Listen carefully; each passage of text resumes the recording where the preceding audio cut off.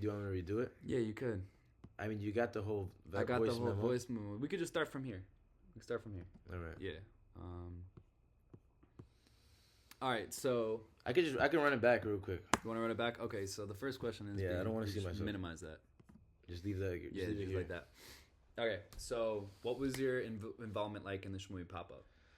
I already answered this question once, but I'll answer it again. So pretty much, me and Shmooey have been involved since 2021. Loyalty and dedication. You know, we've been through it. Oh, man. Run it back. No, it's natural. I'll cut it. I'll edit it. All right, so me and This is Shmooey's live. involvement. It's live with Fug. Me and Live with Fug. How you doing? We outside. First interview with Danny G. Fug, NYC. Bow.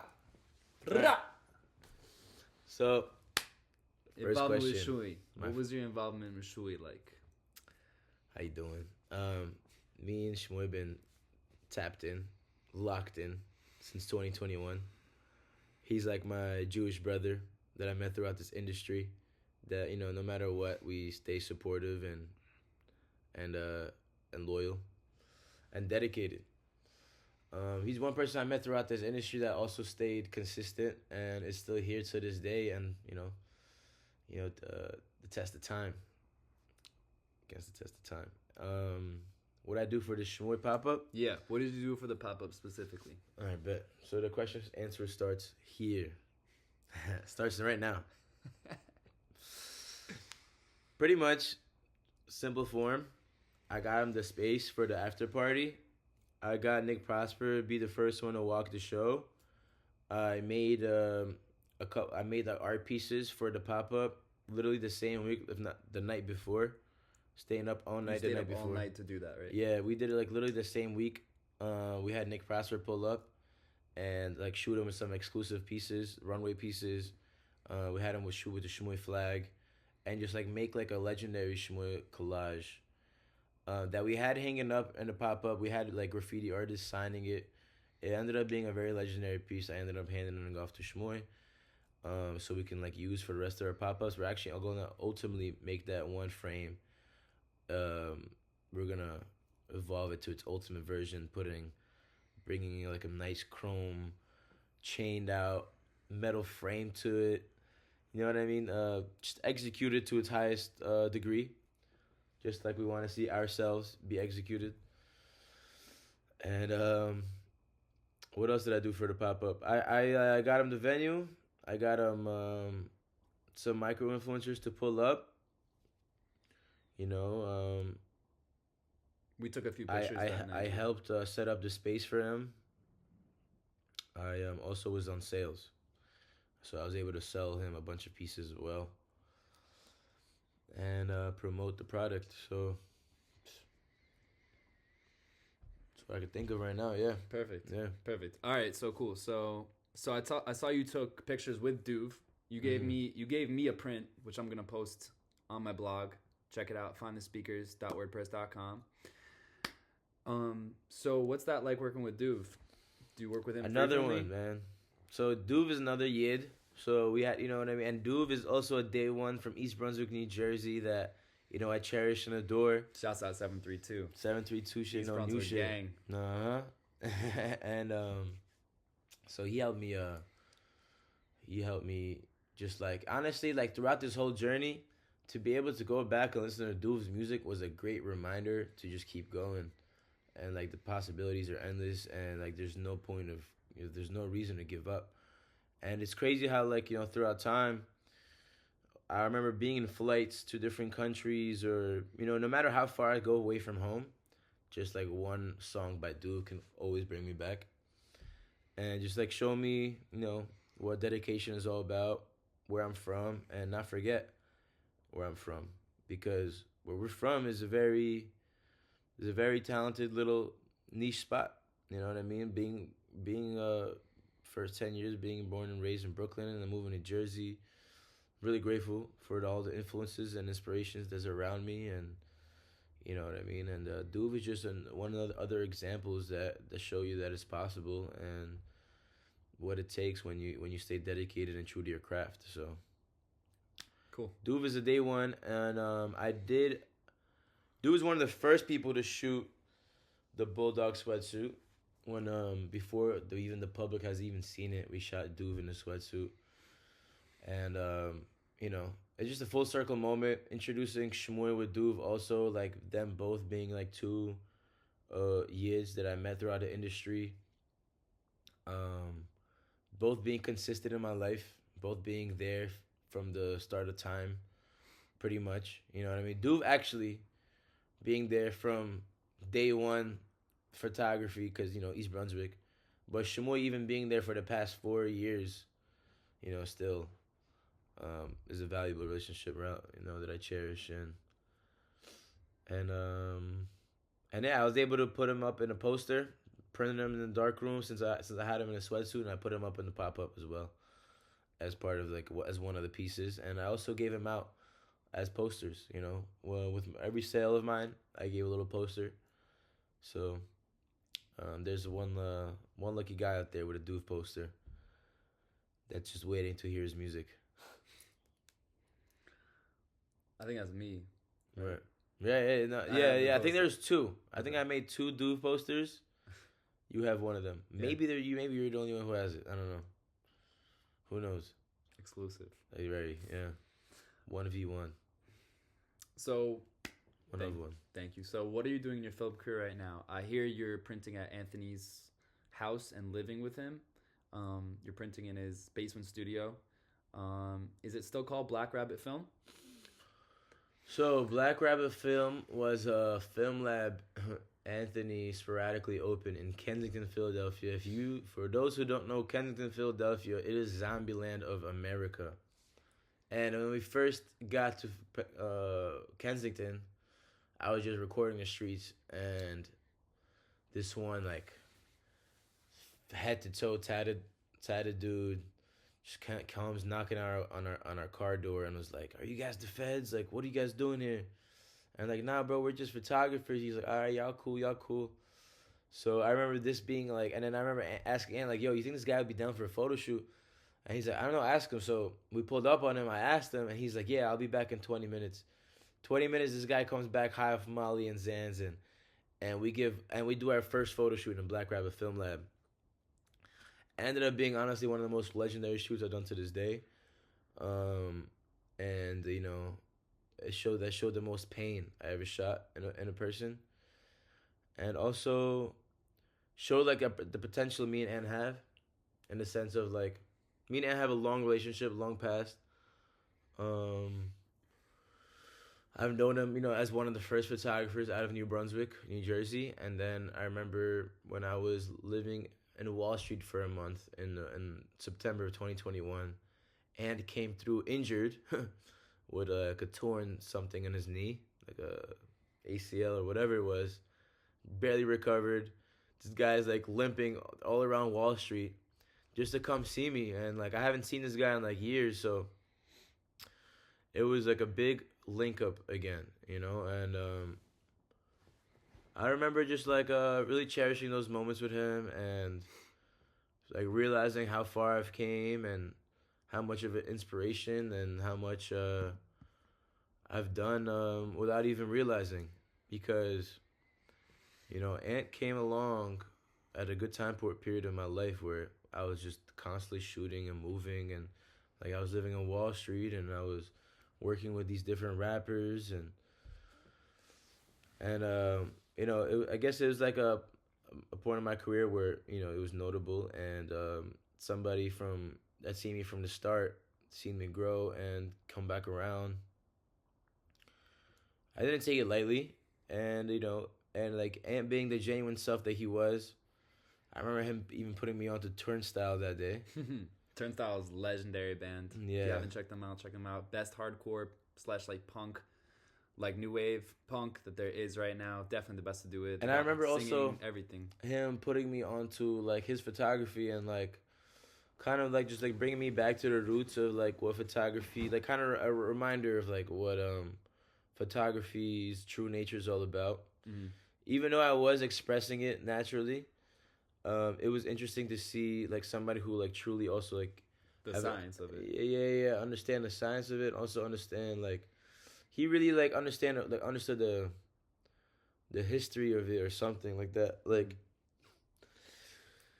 pretty much brought me back to the truth of photography. Even though there is no truth, like there's what I mean. I think somebody who never learned anything about photography and picked up a camera can find his own voice, and honestly, might that voice might be more unique or different from the rest of voices when voices are being inspired and Mm-hmm. implemented through what's already done and Mm-hmm. things that already worked in the past and you know people who have been inspired by the greats um, can tend to replicate what greats do. Mm-hmm. Um, I think there's nothing wrong with that. I think people can take that and make their own out of it, which can innovate to newer greatness. Which I feel like what me and Ant have done.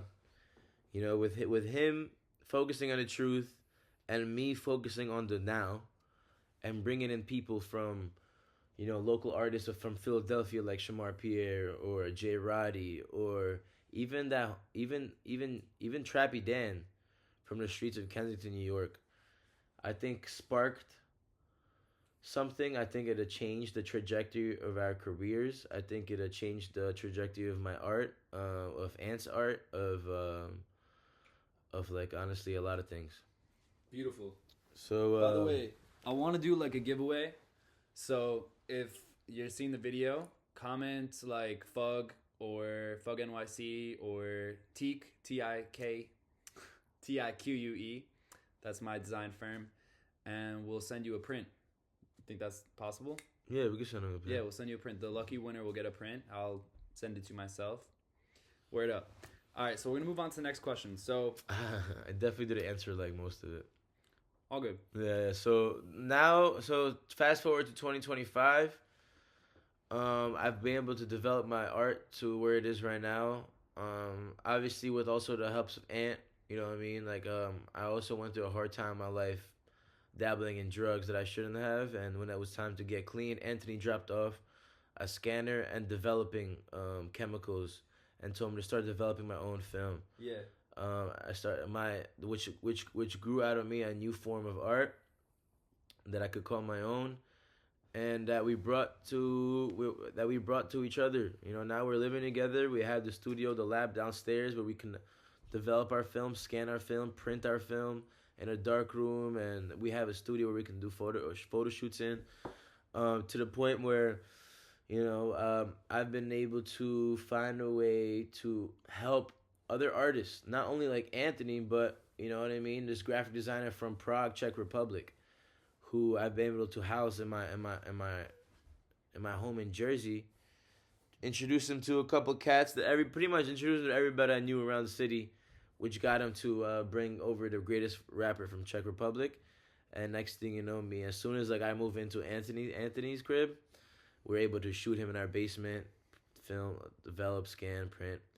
I was able to put him up in my recent gallery on the 8th of February in Chelsea, New York City. And we have the studio in the basement. It's not called Black Rabbit. We're printing our own prints, and this is where I'm at with my film career right now. Beautiful. Right, next question. And they have a full studio downstairs. So if you need any headshots or press photos, press release stuff, your best photo shoot of your life. Yeah, on film. This guy will all do on it to film. you. In all formats, 35, large format, and medium format. So when you and Shmooey talk, all right, Yeah. what do you guys talk about mostly? What do you guys like? What's the topic of conversation? And who knows more about fashion, you or Shmooey? I'd say honestly, for the type of fashion that Shmoy does, I think he has a better knowledge or understanding of what the streets really want. And also he's also 5 years younger than me, if not more. So he's 22. He's 2002, 2002. So and I'm 96. 23. So yeah, I'm 95. 6 years younger than me. And so I think he has a better understanding of what the streets what his generation might want to the streetwear. What do our conversations sound like? Our Yeah. conversation sounds like, who are we putting on the clothes next? What photo shoots are we doing next? And how our rollouts gonna be looking? Everything matters in terms of detail, in terms of the way you put things out into the world. Um, but it also doesn't at the same time. One of Shmoo's main messages is that it's not that deep, which I can totally respect. Where where somebody like I have close dear friends next to me who whose message is the complete opposite, where it is that deep. People who really care for every single attention to detail. Shmui's complete opposite message is, if people are gonna like it, they're gonna like it. It's not that deep, and I think that's a good honestly ethos when it comes down to streetwear, because when you walk around the streets of New York, like honestly, no one's judging you. And if they do, it's for that mere second, and you can wear literally whatever the f you want, and you can express yourself whatever way you want. And there's so many people that walk by you that, like, that mere second of whatever it is barely gonna affect you. What was the question again? I think you got it. You answered it. Okay, So, yeah. so the question was, what do you just when we talk about? Oh yeah, and that goes back to, like, it doesn't really matter. Like, it's not that deep, because it's really not. Like, we all pass by each other for a quick second in life, when we're walking in through the streets, and that's what streetwear is. Streetwear is that color, is that vibrancy we add to the mundane, to the black and white, to the everyday. You know what I mean? We're just trying to add a little bit of um of just dope drip into the world. That's all it is. Okay, so who's your favorite photographer right now, and who's your favorite fashion designer? Is it Shmooey or is it someone else? But you gotta say Shmooey. I might have to skip this question. All right. All right. So, what inspires you to work in fashion? What inspires me to work in fashion? And I always love what got fashion. What got you into? Actually, no. Yeah. What inspires you to work in fashion? I always love fashion. I think my oldest brother, I remember putting me on these high top Pumas when I was younger, and just his silhouettes and jerseys and jeans. I still have a pair of his jeans from, I don't know, 30 years back, 20 years back. Fashion, I don't know. I always liked Nike SBs. I always liked I always got the hand me downs, like the Sean John, which didn't which didn't age well, but back then, when I first moved from from Brooklyn to New Jersey, I was the only one rocking Sean John, G Unit, Armani Exchange, Versace, things of this nature. I was always wearing Mark Echo. I was wearing Who lived in East Brunswick? South Pole. I was wearing just the baggiest clothes when everybody else was wearing Abercrombie and Hollister and Aeropostale. Me. And honestly, streetwear brought individuality to me. So, at a young age, subconsciously, from the 6th grade, it made me who I am today, and I think that's what streetwear does to the streets in New York City as well. It brings individuality to people. So I always thought fashion was a way to express who you are. It's an extension of your soul, and it will always mean something to me, no matter what. No matter, even if you don't care about fashion, it's still a part of you. And even if you think you don't have the best fashion, it's still representing. It's still doing its thing. So I mean, for Danny G, for example, man, he's doing his thing regardless. You know what I mean? He just You're communicating through what you're wearing.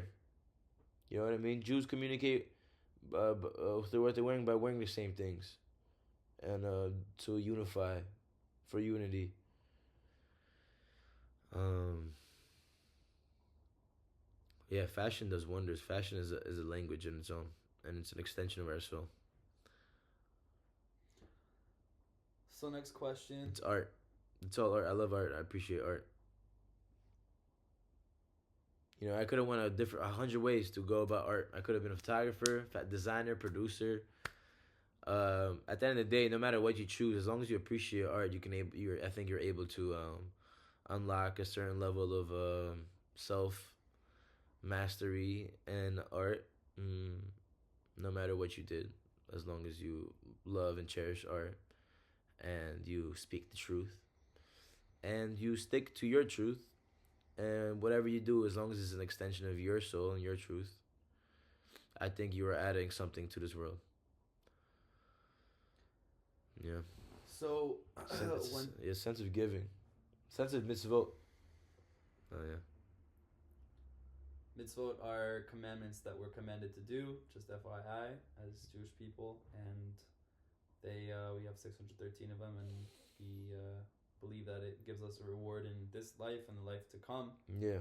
And I wonder how me doing what I'm supposed to be doing, me being a photographer, me creating art, me helping the Jewish people, like do and shmur as much as I possibly can. How is this all a mitzvot? How am I feel like I'm giving to the world by sacrificing. You know, I could be doing other things. I could be a salesman. I could go make money. I could just live a selfish lifestyle. But I was just thinking last night how it's honestly the complete opposite. That everything I do is almost selfless to the point where I'm just a vessel and I'm just out here to just put people on the right paths, to, you know what I mean, connect certain people, to make great art, to inspire, to influence, to change the world, to leave a mark, to leave a legacy. It's like, I guess it's what I'm here to do. So I wonder how that's correlated to Judaism and maybe how I'm doing my mitzvot. Yeah, it's a big question. We all ponder something similarly each day. Yeah, let me do an interview with a rabbi. Tag me in with a rabbi interviewer. I would love to get on that. That's coming next. Yeah. Maybe it's coming next. We'll see. So, what cameras do you work with right now, and why do you work with them? My main two right now is my Nikon F2 35mm and my Salyut C 120mm medium format camera from the Soviet Union of Russia. My dad brought it over from Soviet Union and didn't even tell me about it until like 3 years into photography. um, it's interesting how my dad was a photographer back in USSR, and how I somehow inclinated and gravitated towards shooting photos myself. Him like shooting for the government over there, and me shooting for, you know, the industry, the music slash fashion industry over here. I think it's honestly my due diligence almost in some way or another, how it became to be, like how it was so divine, and in a sense of my parents came to America, the land of opportunity, the land of the free, for us to be have the opportunity to be successful and to be able to follow our dreams and passions, and to accomplish many great things in life. My brothers came here at a much older age, and I was born here. My brothers came here at the ages of 8 and 12 and 10, and they had it a little harder in a sense where they didn't have the opportunity to just follow their dreams, but they had the opportunity to go to school, and as hard as it was for them, you know, even if they didn't finish but they realized like they can make a lot of money through sales, and but they both got into the car fields and were able to make a living out of themselves. My parents also came here with with no money or no English, and were able to establish themselves to work city jobs in New York City and have all the benefits. So I could grow up, you know what I mean, just fine, compared to my brothers who grew up in struggle, we're not able to have the opportunity, freedom to go around and just taking pictures, you know? So I feel like it's just my due diligence to, you know what I mean, make my parents' migration to America worth it, and not give up on my dreams, and show them what the land of the free is really all about. Um, that's yeah. So these are my main cameras right now. I also have a Fuji X-T3 digital camera that I'm planning to trade in soon, but that is my digital camera of choice right now. I have a couple point and shoots. Favorite point and shoot right now, me and Ant are sharing, is the Nikon Light Touch, and those are my and I have a camcorder that I use for video, Sony Handycam. Okay, cool. That wraps up our interview with Fug NYC, formerly Fug Love, and catch him on Instagram. Where else can they find you? What about these two questions? I think we answered those. What about all these? This is for Shmoo. Oh, this is for Shmoo? Yeah. Catch the other side of the interview, which is going to be with Shmooey, the clothing brand Shmooey. This is his hat, by the way. This is one of his first drops. For one of his first. Yeah, bro. Legendary hat. I got it on to Uno the Activist. Uno? Yeah. And a lot of other people. You're here with Fug. You're here with Danny G. And we tapped in. Mm-hmm. Locked in, and we're gonna make it. And we're gonna make it big. Just stay with us and keep looking out for new photos, new clothing, new design, and we're gonna just keep staying creative and stick along for the ride, guys. Follow me at Fug NYC on Instagram, and just see how far we've came and how much farther we're about to go. There's no stopping now. There's no reason to stop now. There's no looking back now. We have so much good art under our belts, and I have so much more to show. I have so much unreleased. That I'm gonna be able to give out to the world this year. Mm-hmm. As an artist, you have to. Yeah. Yeah. So thank you, dude. Thank you, David. Yes, sir. Fug. If you know him by David. And yo, drop a comment below because we're gonna send you something if you win. So try. And one lucky winner will win a print. Yeah. And we'll keep doing that kind of stuff. Whoever comments the most down below gets a free print. There you go. We'll send it to you. Signed. Thank you for tuning in. Come